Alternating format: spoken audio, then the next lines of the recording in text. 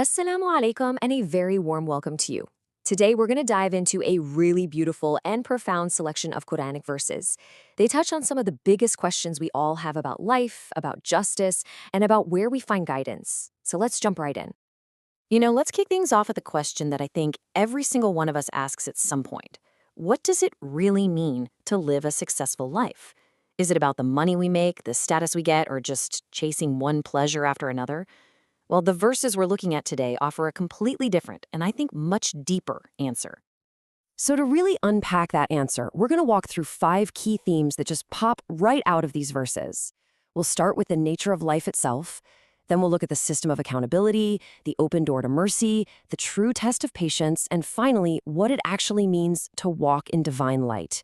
It's going to be a powerful journey.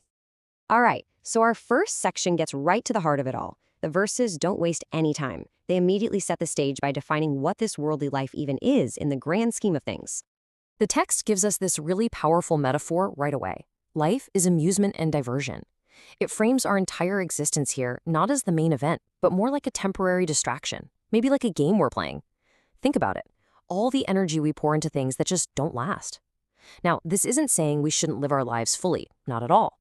It's about perspective, seeing this life in contrast to the eternal reality of the hereafter. Okay, so if this life is like a game, how do we win? Well, the text gives us a super clear 2-part formula.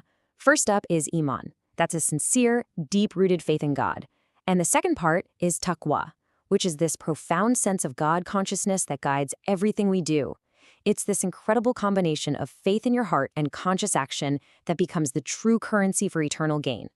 That's what leads to a reward that actually lasts forever.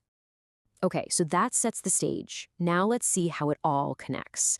If life has this deeper purpose, then it means that what we do really matters, right? And that's exactly where the verses go next, establishing this crystal clear system of accountability, where every single choice has a consequence. And get this, verse 33 points out something really personal. Every single one of us has our own spiritual direction, our own journey. And on that journey, the core instruction is urgent. It's not just do good things. It's race to all that is good. See the energy in that. It's active. It's competitive in the best way. And while we're reassured that our sincere efforts are never ever missed, it's also made very clear that turning away from this guidance, well, that has some really serious consequences. And to really drive home how serious this accountability is, the text uses 2 of God's most powerful attributes, Aziz, which means the Almighty, and Lul Intiqam, the owner of retribution. Now, these aren't just fancy titles. They're telling us something crucial. The divine justice is powerful, it's absolute, and ultimately, it's completely inescapable. This is a system with real checks and balances. And yeah, the warning that follows is, well, it's intense. It does not pull any punches.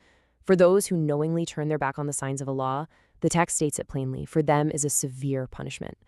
It's a really heavy moment in the text, and it's meant to make us pause and think about the weight of our choices. But right after that incredibly intense warning, the very next verse pivots. And this is what's so beautiful about the divine system. It's all about balance.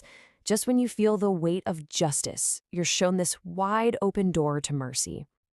And just look at this incredible shift in tone. Right after the warning, we get this profound promise. It says that if a person seeks forgiveness, their mistakes aren't just, crossed out on a list. They are completely erased. The path that was leading to punishment is totally transformed into one that leads to a great reward. It's this amazing picture of how justice and mercy aren't opposites. They're perfectly, beautifully balanced. And this idea of fairness is so important. It's spelled out for us. Accountability is never random or arbitrary. The big takeaway here is that no one is held responsible without first getting a clear heads up, a messenger, a message, a real chance to understand and choose the right path. In this system, justice always comes after clarity. Okay, so we're navigating this system of justice and mercy with all of its challenges and all of its promises. So what's the right way to respond to all of it? How should we act? The text points us toward one powerful active virtue: patience. Now, the Arabic word here is sabr, and I really want you to understand this is so much more than just gritting your teeth and waiting for something to be over. No, sabr is dynamic. It's an active state of being. It's endurance, for sure. But it's an endurance that is fused with this unwavering, confident trust that God's promise is the absolute truth. It's resilience that's born from real faith. So, how do we actually practice this active patience? The verses give us a kind of game plan. Number 1, anchor yourself in the belief that Allah's promise is the real deal. Number 2, don't let the doubters and the skeptics shake your own certainty. And number 3, find strength in knowing that this has all happened before. People denying messengers is a pattern throughout history. That bigger perspective helps us stay strong. And all of this leads us to our final big idea, the one that really ties everything we've talked about together. The text gives us this powerful visual metaphor to contrast a life lived with guidance and a life lived without it. So the verse paints this picture, right? It asks us a question. Can you even compare someone who's being guided by God, someone walking in pure light, they know where they're going, they have a purpose? Can you compare that person to someone who's just lost, stumbling around in the dark? Of course not. The answer is obvious. The point is that guidance is the light for our journey through life. So let's pull it all together. What are the core principles of this whole system? First, you get what you earned. It's as simple as that. Every soul is accountable for its own actions. Second, the system is fundamentally fair. It's not designed to be oppressive. And finally, the guidance we need to find our way, it's always backed up by clear signs and real authority, just like the guidance given to the prophet Moses, peace be upon him, who is mentioned right at the end of our selection. And so that leaves us with a really powerful question, one that's meant for every single one of us to think about. Based on everything we've seen in these verses, the two paths laid out so clearly. Are you walking in light, with clarity and with purpose, or are you walking in darkness? It's something to really reflect on long after we're done here. Thank you so much for joining me.